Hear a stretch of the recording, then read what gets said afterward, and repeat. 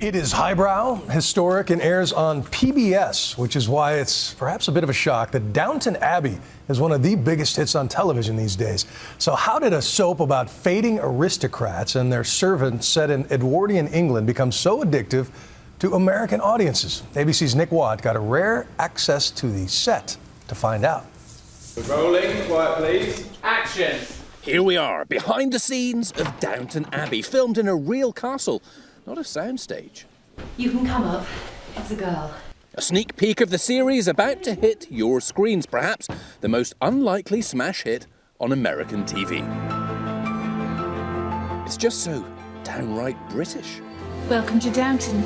But it's a soap opera so soaked in history that even pseudo-intellects confess their love of it. A blend of crumbling bricks, corsets, men dying in the wrong beds, and caustic Englishness. Of course. Would happen to a foreigner. It's typical. Don't be ridiculous. I'm not being ridiculous. No Englishman would dream of dying in someone else's house. Hugh Bonneville plays Lord Crawley, the patriarch trying to marry off his 3 daughters to keep the estate in the family. You could stay here if you married Matthew. You know my character, Father. I'd never marry any man that I was told to. It's an unexpected formula for a ratings bonanza. So Someone said it's like crack. It's crack with a white tie and tails, yeah. Michelle Dockery plays Lady Mary, his eldest daughter.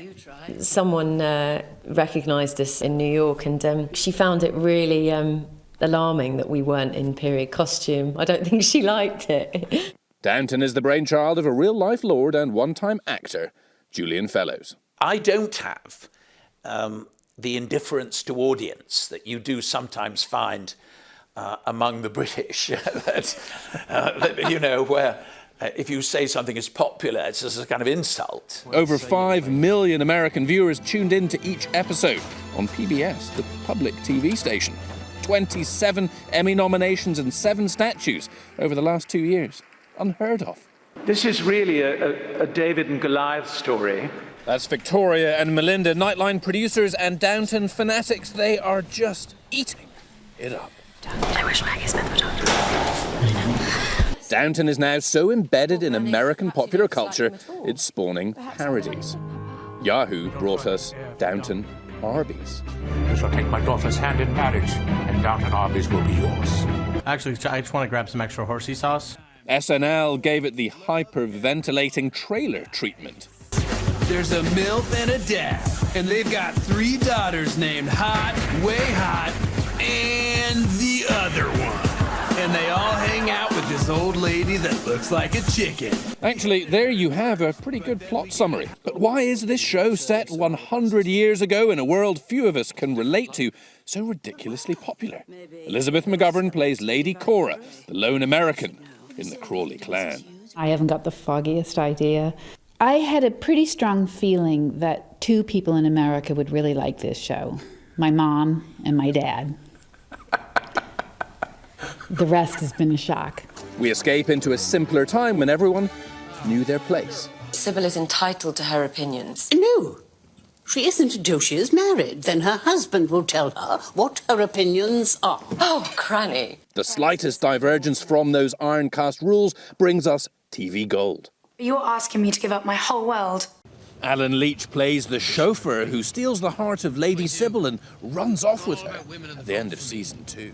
Now, the fact that you're back wearing a tux, it's a bit of a give that gives us an insight. Or have they just dressed up the chauffeurs, you know? Has the chauffeur just got a better uniform? I'm not buying that. Okay, no. Lady Cora was the first character to form in Fellows' mind. An American heiress who marries into English aristocracy and props them up with her cash. Now, a complete unknown has the right to pocket my money, along with the rest of the swag. Her daughter is the supremely snooty Mary, That if I ever wanted to attract a man, I'd steer clear of those clothes and that hat. who underneath it all is really just a vulnerable girl looking for love. I think that's why people respond to characters like that, because we're not all perfect and lovely, you know. Are we? It's the sort of woman I'm rather drawn to. These very good-looking, rather hard in a way, women. But she's not a bitch. She's not a horrible, horrible person. Not telling me she's based on your wife. No. And then, of course, the matriarch. played by Maggie Smith.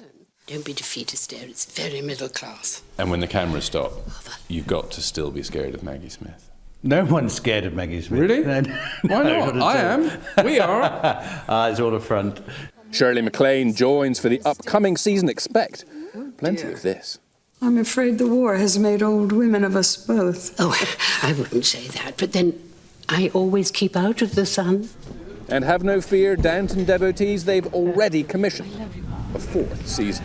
Cut there, thank you. I'm Nick Watt for Nightline on the set of Downton Abbey.